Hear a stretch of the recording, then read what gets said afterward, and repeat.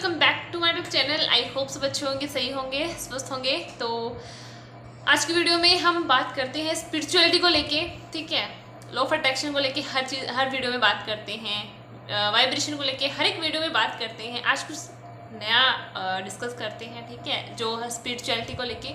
और मेरा जो पर्सनल एक्सपीरियंस रहा है अब तक, वो मैं सारा आपके साथ शेयर करूँगी, ठीक है। और कैसे मैं स्पिरिचुअलिटी में आई, कैसे ये सारी चीज़ें नेचुरली मेरे साथ होती गई, मुझे कुछ समझ नहीं आ रहा था कि क्या हो रहा है मेरे साथ, ठीक है। तो सबसे पहले मैं ये बोलूँगी कि जो मैक्सिमम लोग जो लॉ ऑफ अट्रैक्शन को फॉलो करते हैं और जो डीपली इसके अंदर नॉलेज गेन करना स्टार्ट कर देते हैं, डीपली लॉ ऑफ अट्रैक्शन को समझना स्टार्ट कर देते हैं, सेल्फ लव करना स्टार्ट कर देते हैं, सेल्फ हीलिंग करना स्टार्ट कर देते हैं ना, 100% वो स्पिरिचुअल जर्नी की तरफ आते ही आते हैं। लॉ ऑफ अट्रैक्शन नेचुरली उनको स्पिरिचुअल जर्नी की तरफ ले आता है और उन्हें पता भी नहीं चलता। फॉर एग्जाम्पल, जब आप कोई मैनिफेस्टेशन करते हो, कुछ भी मैनिफेस्ट करते हो या कोई डिज़ायर को फुलफिल करना चाहते हो, तो आपको एक चीज़ बोली जाती है ना, बिलीव करो कि ये हो जाएगा, बिलीव करो कि ये हो गया। वो बिलीव किस पे करते हैं? यूनिवर्स पे करते हैं ना। तो यूनिवर्स और भगवान अलग अलग नहीं होते, वो एक ही एनर्जी होती है, चाहे उनको यूनिवर्स बोल दो या भगवान बोल दो, राइट। तो बिलीव तो आपको करना पड़ता है। अगर आप भगवान पे नहीं करते तो आप वो वैसे यूनिवर्स पे आपको करना पड़ेगा कि हाँ, यूनिवर्स मुझे ये चीज़ देंगे, मुझे बिलीव है यूनिवर्स मेरे लिए ये चीज़ करेंगे। तो वो यूनिवर्स, वो भगवान, वो एक ही, सारी एनर्जी एक ही है, वाइब्रेशन एक ही है, उनका नाम अलग अलग है, राइट।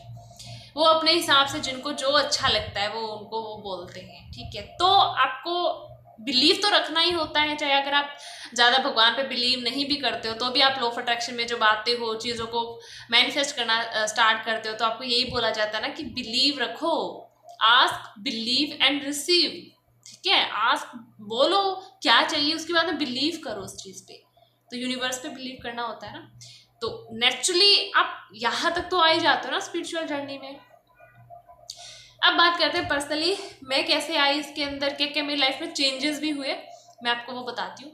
सबसे पहले जो स्टार्टिंग में तो मुझे नहीं पता था स्पिरिचुअल जर्नी क्या होती है। नॉर्मली ऐसा नहीं था कि कभी मैं पूजा पाठ नहीं करती थी, कभी मैं भगवान को नहीं मानती थी, बट इतना ज़्यादा डीपली मैंने कभी नहीं माना।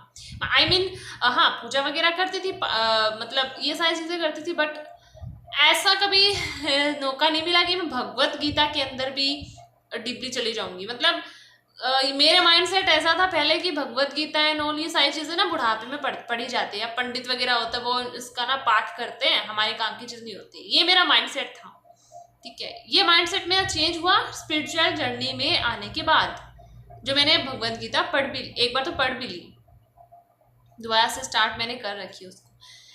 तो ये चेंज होते हैं स्पिरिचुअल जर्नी में आने के बाद। स्टार्टिंग में मुझे नहीं पता था क्या होता है, कैसे होता है स्पिरिचुअल जर्नी, अवेकनिंग कैसे होती है।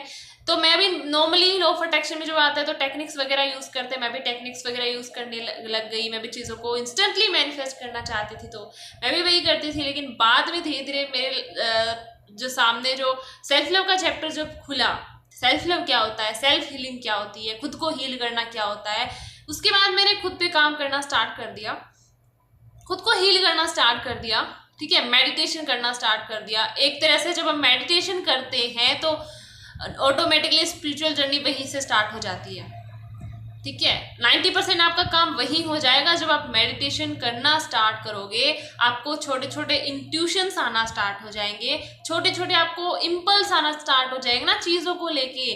दैट मीन्स आपकी थोड़ी बहुत स्पिरिचुअल जर्नी वहीं से स्टार्ट होने लग जाती है। तो आधा काम ना मेडिटेशन ही कर देता है। तो जब मैंने मेडिटेशन करना स्टार्ट करा, स्टार्टिंग में मेडिटेशन करना मतलब थोड़ा मुश्किल था, क्योंकि ओवर थिंकिंग बहुत ज़्यादा थी ना, तो नहीं हो पाता था। लेकिन बाद में मुझे हैबिट लगने लग गई इसकी, बाद में मुझे बहुत अच्छा लगने लग गया, ऑटोमेटिकली सारे थॉट्स माइंड से जा रहे थे, है ना। और ज़्यादा डीपली मैं मेडिटेशन करती जा रही थी। मैं एक दिन में ना 4-4, 5-5 बार करती थी। जब स्टार्टिंग में नहीं होता था तो मैं 4-4, 5-5 बार करती थी मेडिटेशन, लिटरली एक दिन के अंदर, क्योंकि स्टार्टिंग में ओवर थिंकिंग बहुत रहती थी तो नहीं हो पाता था। लेकिन अब मैं सिर्फ 2 टाइम करती हूँ, मैक्सिमम 3 टाइम्स कर लेती हूँ, ठीक है। तो इतने में ही मेरा माइंड तो वैसे रिलैक्स ही रहता है हमेशा। तो जब मैंने खुद को हील करा, सेल्फ लव करना स्टार्ट करा, धीरे धीरे मेरी और ज़्यादा ग्रोथ होना स्टार्ट हो गई, मैं हील होना स्टार्ट हो गई। मैंने जब मेडिटेशन करना स्टार्ट करा तो धीरे धीरे मुझे इंट्यूशंस आना स्टार्ट हो गई, मुझे इम्पल्स आना स्टार्ट होती थी छोटी छोटी चीज़ों को लेके। और मैंने भगवद गीता पढ़ना स्टार्ट करा तो उसका भी मुझे इम्पल आया था, है ना, अचानक से। बाकी ना मतलब भगवद गीता मेरे पास तब से है जब से मैं लॉ ऑफ अट्रैक्शन यूज़ भी नहीं करती, तब से मेरे पास है। लेकिन कभी मैंने इसको ये नहीं सोचा, मेरे मन में ये नहीं आया कि उसको मुझे पढ़ना चाहिए।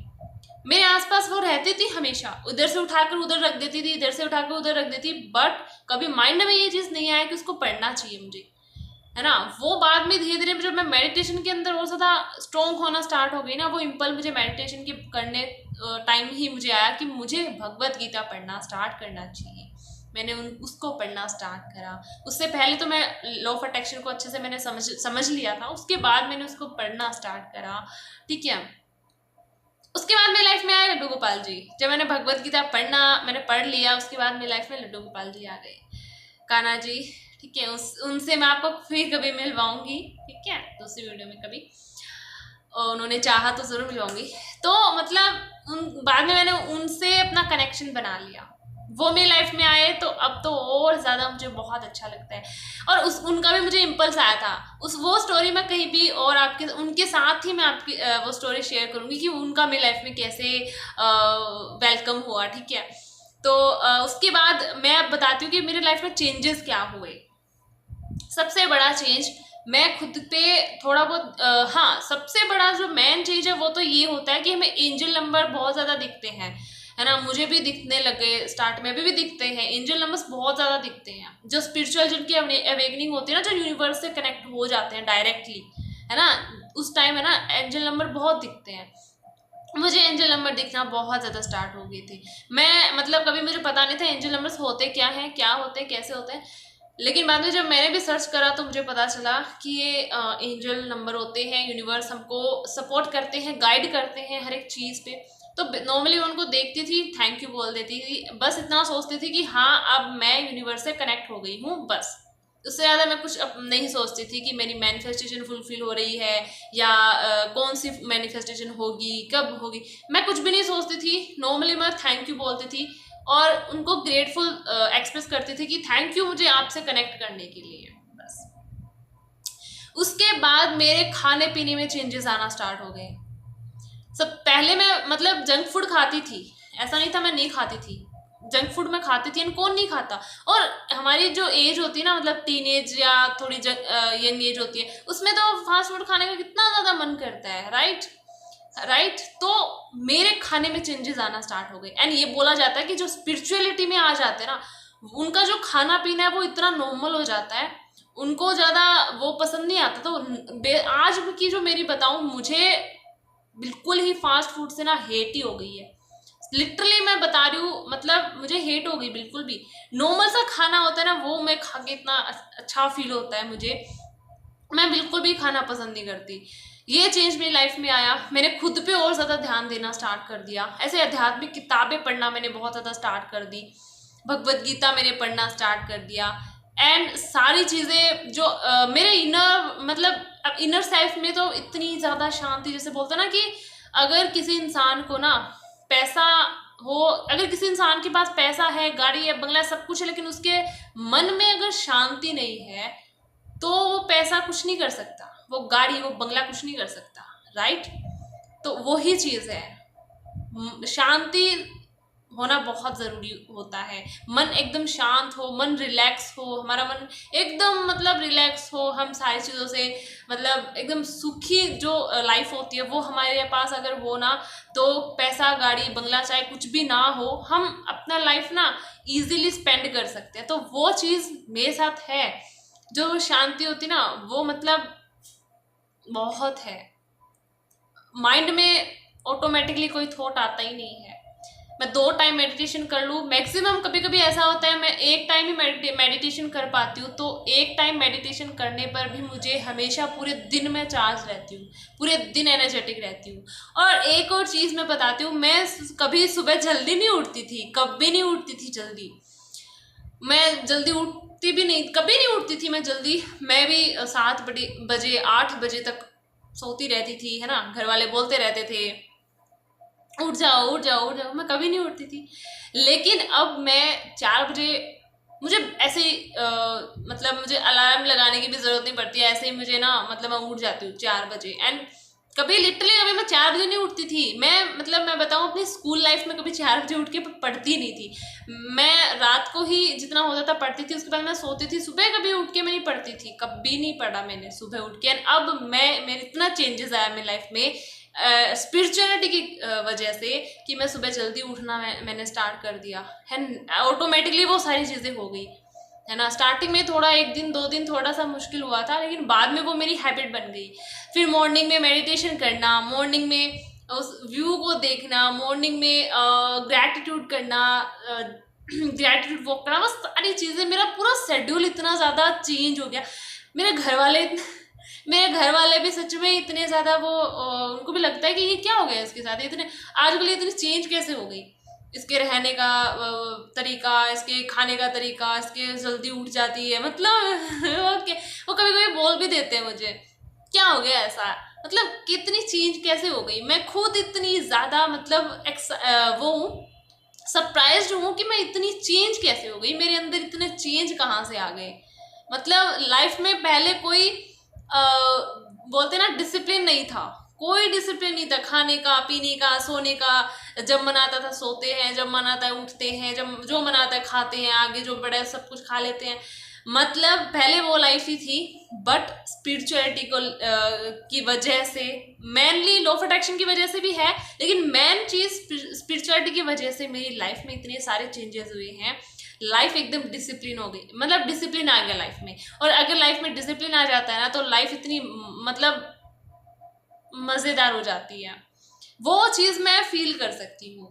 अगर कभी आपने स्पिरिचुअलिटी की तरफ आप कभी बड़े हो, या आपको मतलब आपने ये सारी चीज़ें अगर एक्सपीरियंस किया है, तो इस चीज़ को ना मेरे साथ आप ज़रूर फील करोगे। लेकिन जो फीलिंग होती है ना वो बताई नहीं जाती, उसको फील करा जाता है, राइट, जो मैं कर रही हूँ। एंड मैं बहुत ज़्यादा ग्रेटफुल हूँ कि मेरी लाइफ में लॉ ऑफ अट्रैक्शन आया, मेरी लाइफ में मतलब सेल्फ लव आया, मेरी लाइफ में मैंने स्पिरिचुअलिटी को इतना सीखा, इतना समझा, इतना जाना। मैं बहुत ज़्यादा ग्रेटफुल हूँ, है ना। लिटरली मैं ग्रेटफुल हूँ, थैंकफुल हूँ। और ये सारी चीज़ें उन्हीं लोगों के साथ होती है जो बहुत ज़्यादा स्पेशल होते हैं, है ना। एक चीज़ मैंने भगवत गीता में ये बात पढ़ी थी कि जो भगवत गीता होती है ना वो नॉर्मल लोगों को नहीं मिलती। जो नॉर्मल से लोग होते हैं ना उनको तो ये मिलती भी नहीं है, उनके हाथ में ये कभी आती भी नहीं है।